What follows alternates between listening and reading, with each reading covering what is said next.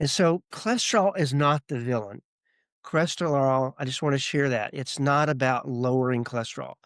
When you start to do that, you can create all sorts of unwanted health problems that no one's really sharing with you. So it's not about really lowering cholesterol.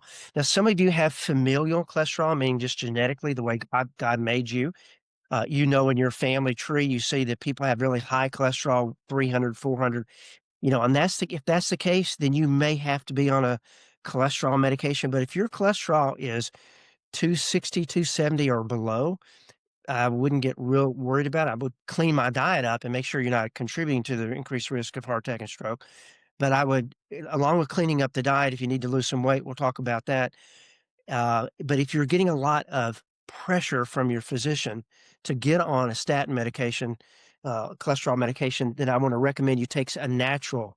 And I'll show that here in a minute. But red yeast rice, which is the natural form of a statin medication without the side effects, that's what you want to take. I like Colease from Thorne Laboratories, which also has CoQ10 in it. And you'll learn why CoQ10 is so important here in just a minute. So, myth number 2, eating a low cholesterol diet reduces blood cholesterol, and prevents heart attack and stroke. That's just not true.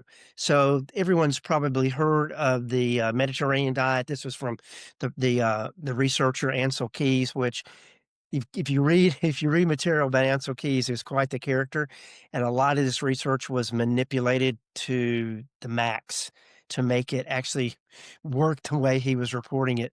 Certain countries were left out, and it was just just a lot of holes in this. But anyway, he goes on to say there's no connection whatsoever between cholesterol in food and cholesterol in blood.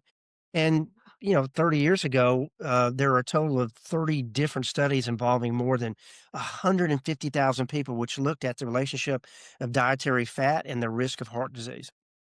And the study shows there was no difference in the risk of cardiovascular disease in those who ate animal fats and those who did not. And we look at different countries and we look at different populations and we see that a diet that's full of cholesterol, like the studies out of certain African tribes who are have enormous amounts of animal fat in their blood when they're tested, like the Samburu tribe, which eats about a pound of meat and drinks almost 2 gallons of raw milk each day. This is twice what the average American eats each day. Yet their cholesterol averaged around 170 milligrams.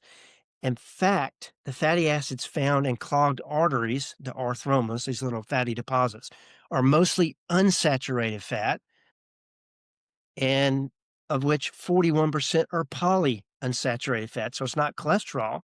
It's actually some of the seed oils and vegetable oils, and we'll look at those that actually are more of an issue. You really cannot, you can't drive heart disease by eating cholesterol food.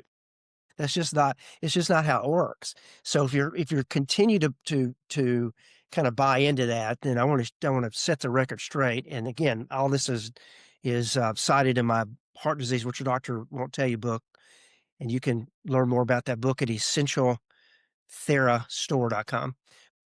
Eat cholesterol, eat eggs. In fact, the American Heart Association came out a couple years ago and they said, eat as many eggs as you want to. Don't worry about the cholesterol. So